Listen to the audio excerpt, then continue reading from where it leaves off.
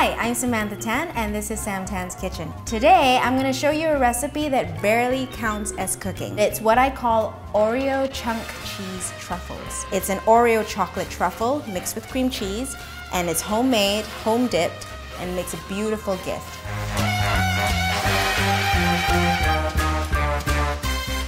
All right, so the first thing you do, take about 14 Oreo cookies. So that's roughly one row and an additional one from another row. Pulverize the Oreos.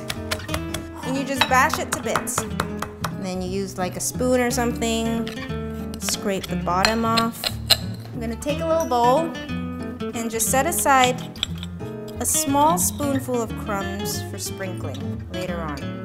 And then all you do with this crushed Oreos, you grab a packet of cream cheese. You take about 2 tablespoons. Essentially, all I'm doing is combining cream cheese with Oreo, and that is the whole truffle.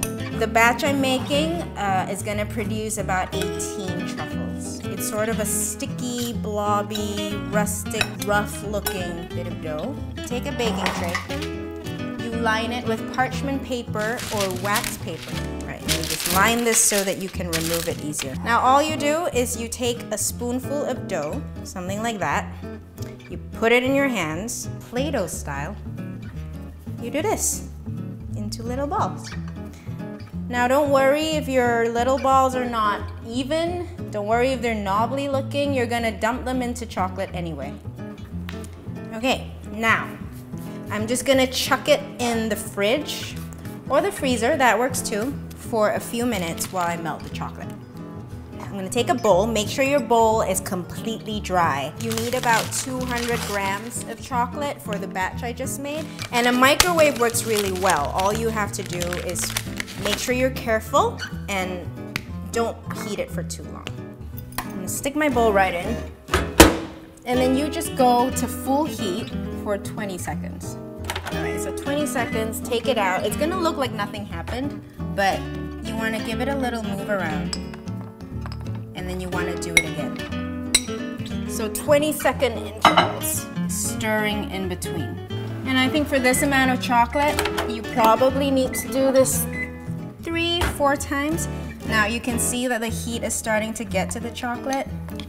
It's so important that you stir. Don't just stick it in there for a minute and a half and walk away. So you're still gonna see what looks like blobs of solid chocolate.